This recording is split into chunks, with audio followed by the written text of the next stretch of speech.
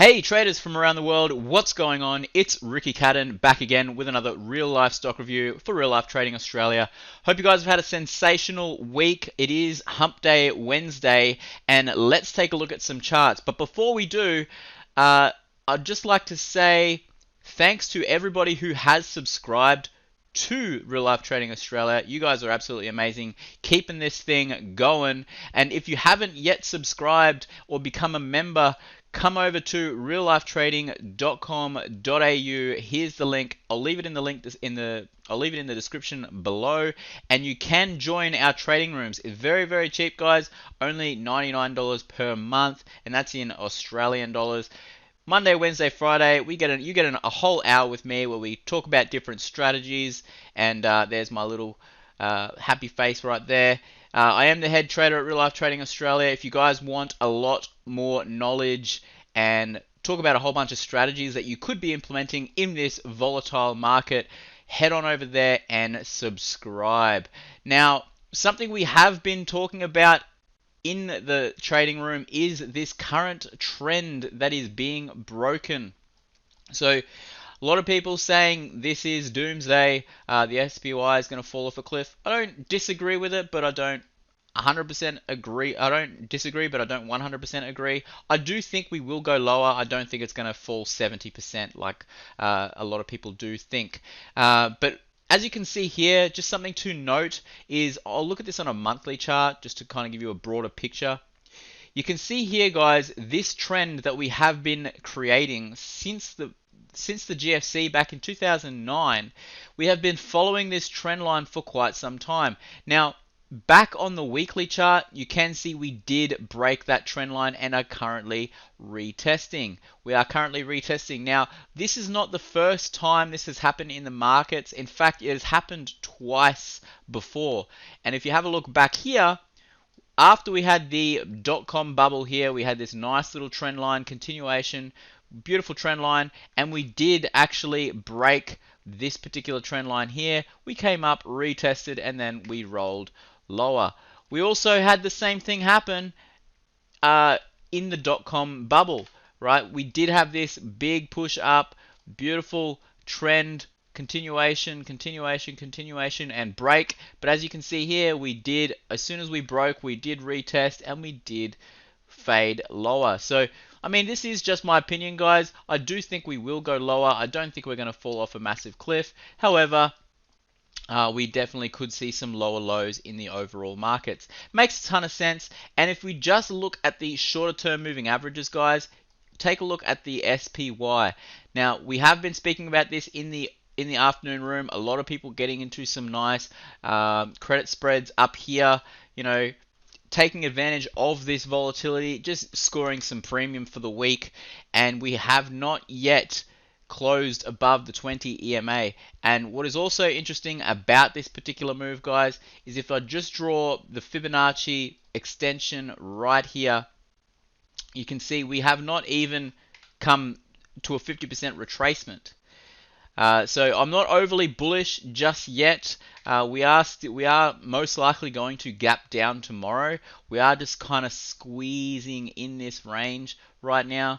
Cute little pennant. If we get a nice gap down tomorrow below the 10 EMA, I do expect a nice little flush, a flush lower on the SPY. Take a look at the E-minis, the ES. As you can see, we are also rejecting the 20 EMA. A nice little double top. You can see this on the hourly chart.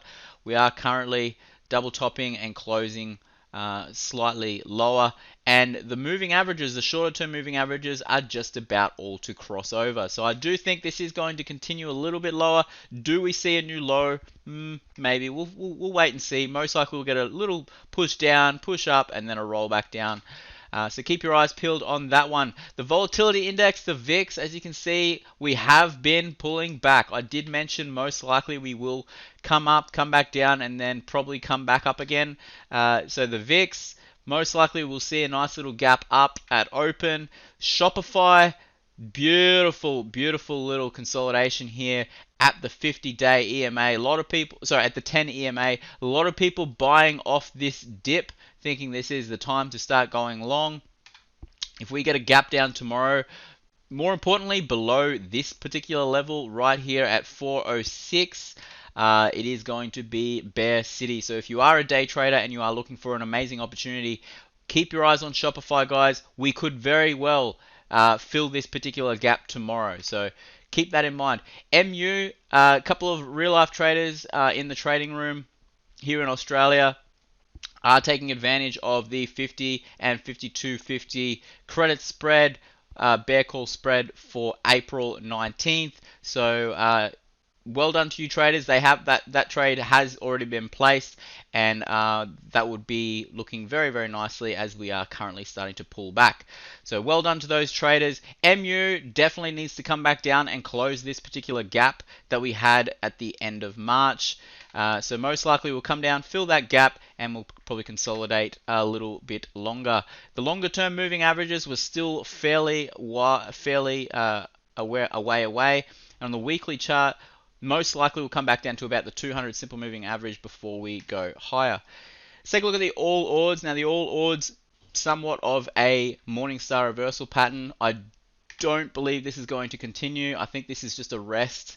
On the daily chart, you can see we have a nice little two-legged move, and usually when we get this nice little two-legged move, we get the nice little rollover as well. So this nice little dog leg move most likely will get a gap down tomorrow and then a flush lower if the markets do turn around. Let's take a look at Woolworths. Now Woolworths did come back down to our entry. Some traders are in this particular trade, but most likely we are just going to consolidate. I do expect us probably to roll back down, so you will get a better entry on Woolworths if you are looking to buy. On the weekly chart, you could definitely get a buy off the 100 simple moving average on a weekly, so just keep that in mind. BHP is resisting the 200 simple moving average on a weekly chart, and on the daily chart we are just consolidating here after a nice little retest gap just last week. So we have retested and kind of see how we close today. We are struggling to get above the 30.50 level. If we get a nice little gap down tomorrow, it will be a nice little bearish play. Let's take a look at some commodities. Now, crude oil is currently below $20 and it will go lower, guys. We have created some new lows this week. We did create a low of 19.29. We'll most likely see that number again this week, but we'll just have to wait and see if we continue this trend and go a little bit lower.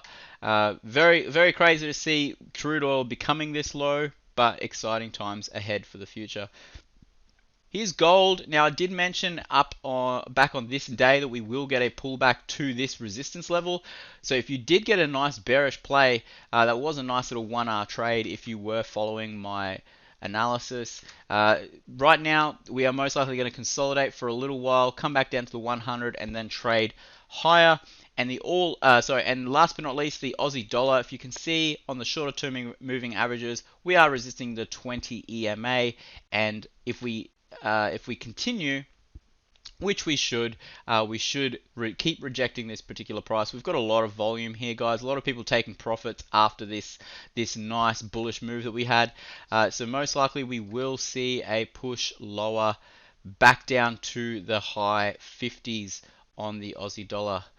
Alright guys, that's enough from me. I'll be back on Friday with another real life stock review. And remember, love life, live life, and trade. I'll see you all soon. Bye.